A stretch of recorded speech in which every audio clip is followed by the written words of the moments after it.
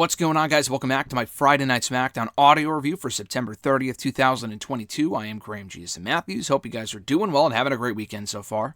I didn't have a chance to record on Saturday, so here we are on Sunday talking SmackDown from Friday. And what I thought, it was a good show. Not as good as last week, which was one of the better shows since Triple H took over the summer. It's still a solid show. Definitely felt like a filler show coming off of last week's very good edition. And then ahead of next week's season premiere, which as of now will feature Ricochet versus Solo Sikoa. It's going to feature Gunther and Sheamus, as has already been announced. 2 for the Intercontinental Championship. And appearances from Roman Reigns and Logan Paul and Worcester, Mass. So that's a pretty stacked show. So I kind of figured going into this show, despite the fact they advertised several matches in advance, and the fact they were in Canada, which is usually a great crowd, it would be a bit of a step back from recent weeks. And it was, but it was still an enjoyable 2 hours for what it was. Didn't miss anything by not watching the 2 hours, but it was still a good show.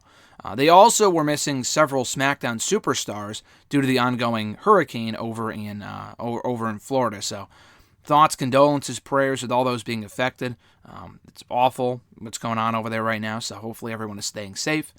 As for this show, I will mention right off the bat that we had more teases for the White Rabbit for very likely going to be Bray Wyatt, probably coming at Extreme Rules next weekend. There was another QR code, and if you watch the QR code video, it's like a 15-second video of wolves and pigs and kind of telling the story of it. Was like the Disney version and then like a scarier version spliced in between. There were many more clues, probably more than I'm remembering right now, but like the file name for the video, or like for the rabbit in the corner of the video, led you to something that said like TS S6E something, and it was like The Simpsons episode, season whatever, episode whatever, and in that episode of The Simpsons is the White Rabbit song by the Jeffersons or whatever. Was it White Rabbit or whatever? I forgot the name of the song exactly, but that was one clue. The other clue was that you could see a phone number, and if you call the phone number, it speaks backwards to you, and if you replay it forward, it spells out Belair in like Lima, whatever. It spells out that, and then like spews a line from an old song or an old poem or whatever it was. The same line that Bray Wyatt used in a promo from many years ago. So it clearly, to me, all signs are pointing to Bray Wyatt. It's one of those things you can never be 100% sure. But either way, I think Bray Wyatt is coming on his way in. It is on his way into the company. And it's going to be great when he eventually arrives, probably at Extreme Rules next weekend. As for the show itself, we open the episode, with Solo Sikoa and Sami Zayn taking on Madcap Moss and Ricochet in tag team action. Good stuff here. Sami Zayn, as you would expect, very much over in front of this audience. I don't know if it's going to stay this way or if it was just this show because they were in Canada, Winnipeg to be specific. I'm from Winnipeg, you idiot. Very good match, though. Sami Zayn was like clearly the fan favorite here, to the point whenever he was in the ring with Moss or Ricochet, Zayn was cheered and they were booed. So, Solo Sikoa adapting very well so far to the main roster.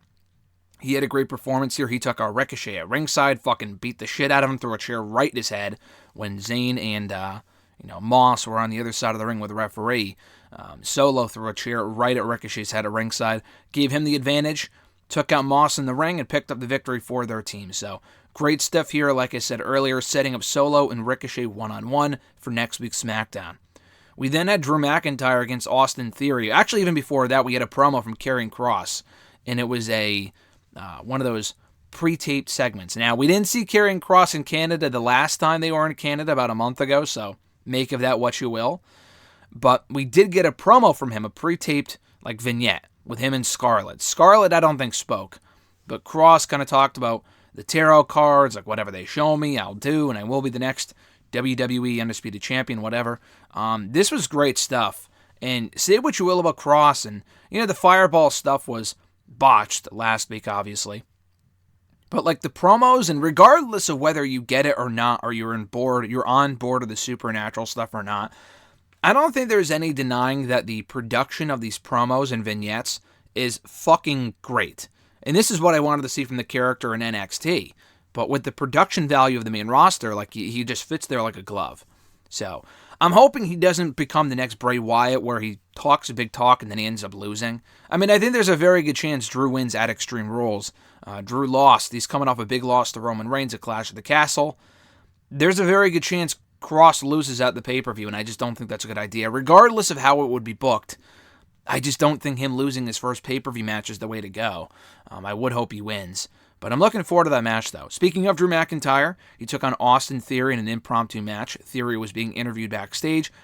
Why Theory was even there, I don't know. Realistically, he was there probably because, again, they lost a lot of superstars due to the Hurricane, SmackDown stars, they brought in Raw stars.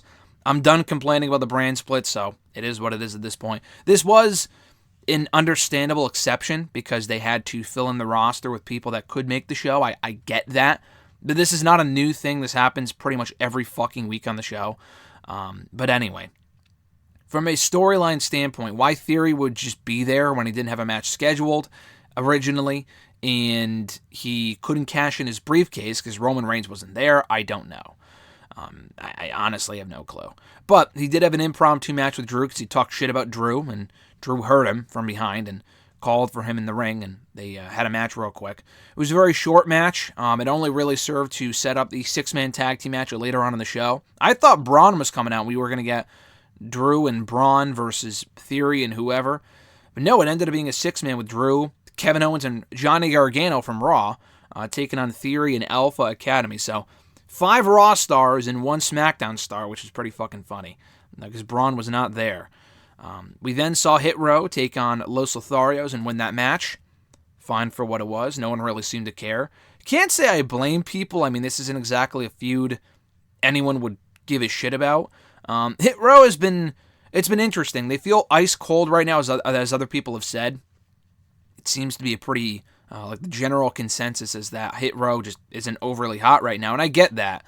Hit Row is not Hot Row. Well, that was a very dumb joke, but how you heat them back up, I honestly don't really know. I think they've been booked well so far. They've won almost all of their matches. They're on the show fairly regularly, doing segments or whatever, matches. The tag team division just needs a massive overhaul. A lot of these teams in this division just don't mean anything.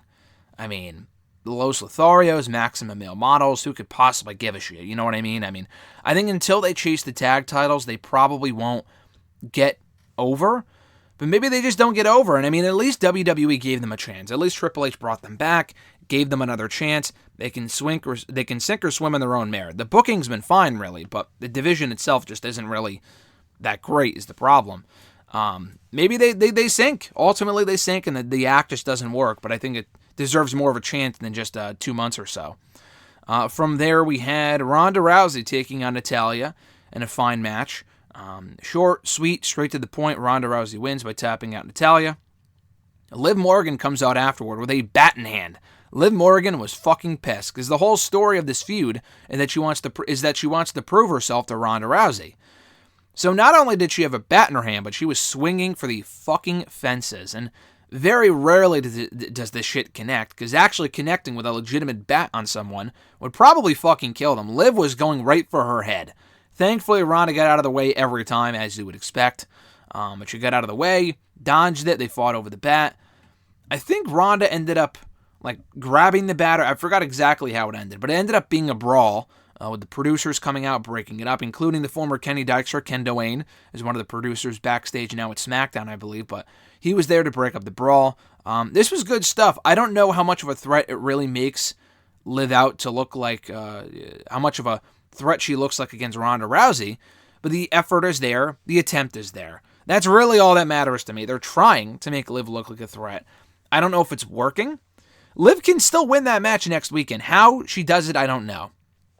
And I've said this before, because there are no disqualifications or countouts or whatever, you could have someone like a Shayna Baszler get involved and cost Ronda the match. I would rather have it be Shayna than fucking Charlotte, but then I also kind of want a Ronda Rousey Shayna Baszler tag team, but whatever. Yeah, so there was that, and I don't know. I guess we'll see where this goes as far as how she ends up winning next weekend. If Liv wins it all, maybe Ronda just gets the belt back. That's my prediction. I'm thinking Ronda takes the title. But they are trying with Liv. I will give them credit for that. Imperium, all of Imperium in the ring, calling out, or just kind of addressing Sheamus for next week. Because like I said, next week's episode is going to feature Sheamus and Gunther 2 for the Intercontinental Championship. Sheamus ended up coming out, interrupting Gunther. And I think they're spelling Gunther's name in all caps again, a lot like Walter in NXT. So if that's true, that's pretty cool. That they're maybe not giving him the Walter name back, but at least they're kind of presenting it as if it's Walter, which is cool. Anyway, Sheamus came out, mentioned that Ridge Holland and Butch were not there due to the hurricane in Florida. They couldn't make it out, so Sheamus was on his own. He went after Imperium all on his own. And almost 9 times out of 10, almost every single time when something like this happens, I'll say, what a dumb babyface. But Sheamus is such a great badass, babyface, tweener, whatever, that it almost didn't even matter. Because, yeah, he was overcome by the odds, but he was willing to take the fight to Imperium. And that's the whole point of the Sheamus character. He's willing to fight no matter what. Fight night, blah, blah, blah. They tell this story with Sheamus a lot, so having him be a babyface and tell this story against Imperium is great. And he's coming across really well in this current role. So I thought this was great stuff. Imperium obviously ultimately overpowered Sheamus, attacked him, laid him out. And then after laying him out, Sheamus was like, oh, that's all you got. They came back in, beat him up again. This was really, really good stuff. And I'm really looking forward to that feud between the two. That match between the two next week on SmackDown for the championship. I think there's a good chance Sheamus walks out as the Intercontinental Champion. I wouldn't pull the trigger then. I would wait for a bigger stage than SmackDown. I know it's the season premiere show, and it would make for a great moment. I do think there's more money in the chase for Sheamus winning his first Intercontinental Championship at like WrestleMania or something, but that's just me. This was a very good segment, though, and I expect the match to be as excellent as the first encounter, if not close, because they won't be in England. Not in England. They won't be in Wales this time. They're not going to be in Cardiff. They're going to be in fucking Worcester, Mass. And no disrespect to Worcester, Mass. I went to school in Massachusetts, but it's not exactly Cardiff as far as crowds go. But I do expect a great match, though. Bayley taking on Shotzi. Bayley was another one going at it alone this week. Dakota Kai and Io Sky were also stuck in Florida, so Bayley was on her own. Taking on Shotzi, who came out with the tank. Shotzi had her tank pack. Not yet the last name. She was not Blackheart on this show, but hopefully soon she will get her surname back of Blackheart. But this was fine. I thought the match was okay. Wasn't exactly great. Probably the weakest part of the show, but I thought it was perfectly fine for what it was in the time they were given. Bayley beating up Shotzi afterward, was about to attack her with the ladder before Bianca Belair, the Raw Women's Champion, making an appearance on the show, going after Bayley, making a save for Shotzi, and they went at it. Bayley and Belair went at it. Belair almost hit the KOD on Bayley on top of a ladder, Shades of Hell in the Cell 2021, before Bayley escaped the ring. So this was very well done. Kind of setting up and building towards their ladder match at the pay-per-view, which I'm looking forward to as well. And that brought us to the main event. Drew McIntyre, Johnny Gargano, and Kevin Owens besting Austin Theory and Alpha Academy in 6-man tag team action. A total house show main event. I mean, there really were no consequences here, nothing at stake. But it was fun, and they mentioned, even on commentary, I think it was Michael Cole that brought up, that Johnny Gargano and Drew McIntyre, former tag team champions, I believe, in Evolve. I don't know if they teamed in Dragon Gate, but they threw in a Dragon Gate reference here as well. It was McIntyre and Gargano that had history in those promotions, I believe, and they mentioned that on commentary, which was pretty cool. Obviously, Gargano and Owens have, history as well in their own right. They mentioned that on Raw this week when they teamed up against Alpha Academy. This was really good stuff. Theory continues to eat losses. That was my only issue with this. He lost fucking again. I know Chad Gable, who put up this great tweet with like a mini, I would assume, video package he made for his match with Braun on Monday's Raw. I mean, I don't think him losing here would have made much of a difference. Otis eating the pin wouldn't have made much of a difference. Theory is the one with the briefcase. Theory is the one that has not won a match, I don't think, since he beat Dolph on Raw in the main event like over a month ago. Like in late August or whatever it was, mid-August. That's a while. It's officially October. It's been at least 6 or 7 weeks since Theory won his last televised match. And certainly not a singles match or any match of importance. So he needs more wins. Him getting beat after, loss after loss after loss, being beat every single week, is not going to make that eventual cash-in, successful or unsuccessful, any better. If he cashes in and loses, then he looks like a fucking loser.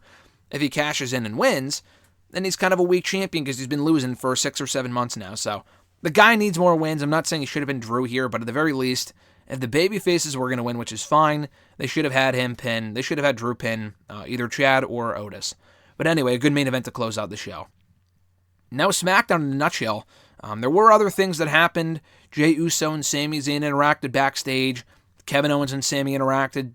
Kevin Owens told Sami, hey, get a new shirt, when Sami was sitting by by the locker room or whatever it was. But I thought that was really well done. This was a good show, though. I enjoyed the 2 hours. The crowd was lively for most of the show. We got some good matches, good action, good storyline progression going into next week, and Extreme Rules, so good hype for the pay-per-view. Definitely a filler show, but one that I did not mind. And again, is a significant step back from last week. But again, I enjoyed the 2 hours on the whole, despite that.